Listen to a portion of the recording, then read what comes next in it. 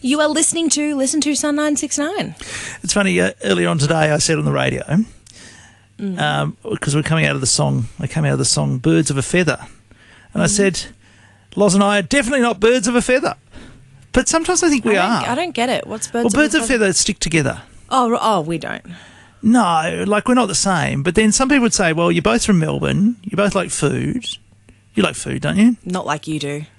Oh, I don't know. Like you've been to Asia and eaten Asian food. You like Asian food. Just because I haven't actually been to all these countries. This is the difference. I will go to a different country and immerse myself in the culture, yes. Yeah, there you go. But I will not sit here and speak about everything I ate for 48 hours straight. I'm not talking about that. I'm talking about we have similar interests. I honestly wouldn't say so. When we did travel Asia and stuff like that, Mr. Loz went to cooking classes and I didn't. Oh, you don't? No. So I wouldn't say that's so Mr. Loz and I are birds of a feather. Yeah, I wouldn't say that's my type of thing. So I should be hanging out with him more. Probably. Oh.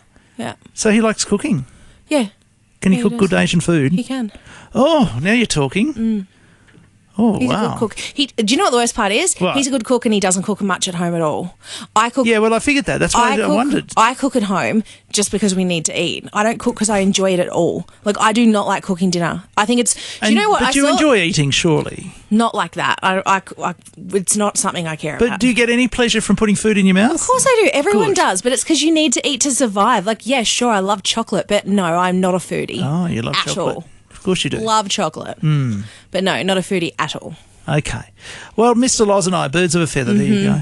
But we were talking before about markets. Yes. And things like that. And that maybe we're birds of a feather there because... Trash and treasure. We both like a good trash and treasure. I love a bargain. Now, we're talking about the hot stuff that people would sell, like old tape recorders. Fell off the back of a truck.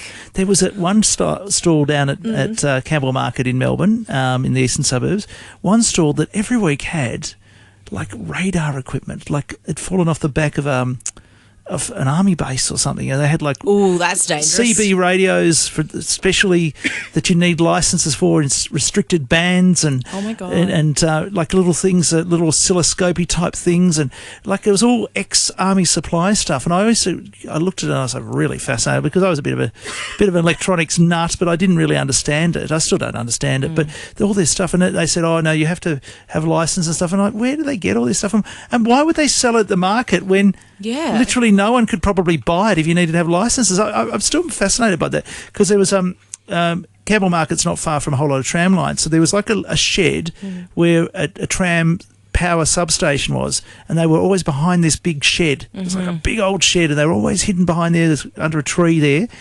And I don't know how they were there every week, and I don't know who bought their stuff or if anyone. And they had the same stuff there every week.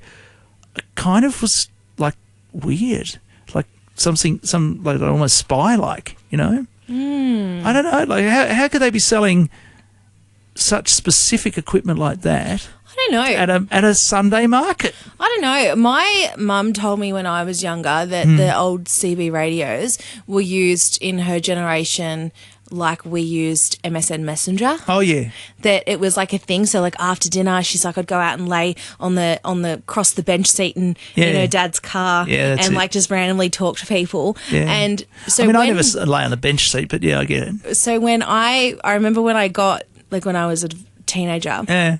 And I had MSN Messenger. It took me ages to explain to my mum because, she used to do it, but it was like you'd talk to random strangers. Yeah. And it took me forever to explain to her that MSN Messenger, I was talking to my friends. You had to add people. It was not a chat room. It was not random.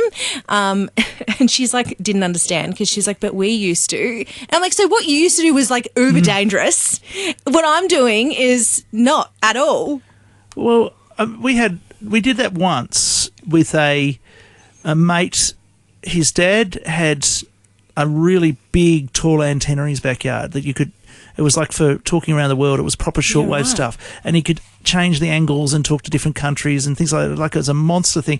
So one night it was about 2 or 3 in the morning. I don't know why I was there, but I think we'd been somewhere, and then I went there because we were all underage. We couldn't have gone out drinking or anything. So we're there, kind of like a slumber party, talking to people all around the world, and on this particular, that is so it was like a little CB radio thing, like a proper amateur radio. It would have been called amateur radio, and this big monster antenna out in the yard, and we were able to talk to people around That the would world. have been so cool in an era where there was like no internet. Yeah, there was no internet. So that would have been such a novelty, like having a conversation with someone who was on the other side of the world, because it's not like the internet where you could just send an email. I think we were probably officially about 4 years before the internet then. Yeah, It was probably, okay. Yeah, probably, I don't know, I'm not going to say, but... Oh, well, because it will give away your age. Yeah. Because it's not a small town and people haven't seen you at all. No, they think I'm 21. Yeah, I've got such a okay. young face. I've Yeah. got baby skin. Yeah, of course, yeah. Of course. But yeah, it definitely was about 4 years from when the internet started to kind of be known. Yeah, okay. Yeah, but maybe 4 to 6 years. I think the internet probably was invented then, but, you know, it would have been in geek world at that point. Internet would have been in geek I world. remember getting the internet. I remember the connection. But what year do you think internet came out? I have no idea. I know. It came to prominence in my life in about 1996. Email started in my life in about 1994, 95. I don't remember the internet until I was a teenager when we got it and it became like a thing. So what year was that? And that was when I was maybe like, I don't know, 12 or 13, which would have been in the 2000s for me. Right, okay. Because I was born in the 90s. So by the time I was, you know, a preteen or whatnot, or just a teen, and I'm only guessing the age because I moved house when I was 14, and I remember we got it not long before in the old house before we moved. So yeah, I reckon I was 12 or 13. Well, we had one of the first websites, the radio station I was with, it was one of the first radio stations in the country to have a website. Yeah, right. So it was Kiss FM was the name of the radio station, and we had that, I think, about 95, 96, we got our first website.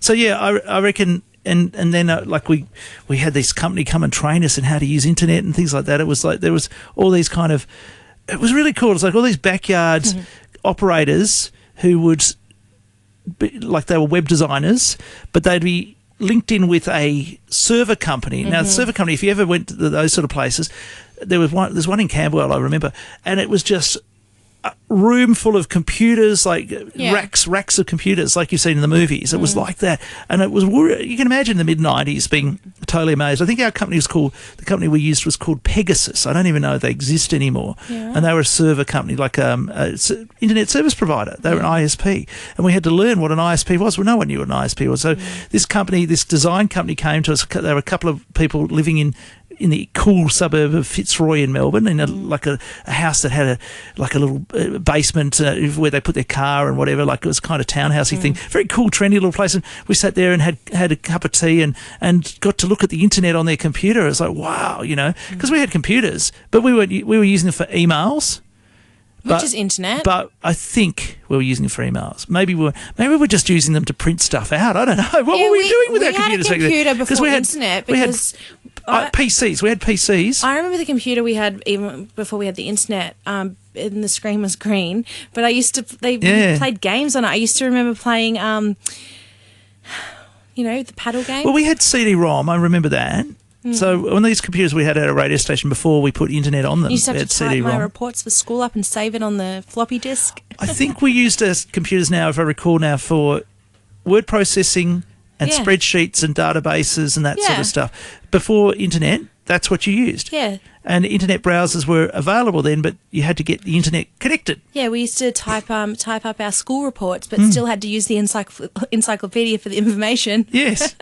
Now I feel old. Well, on that note, there you go. Now that we feel nice and old, the moral of the story is be careful what you buy at markets. Was that the moral of the story? I think so. All right then.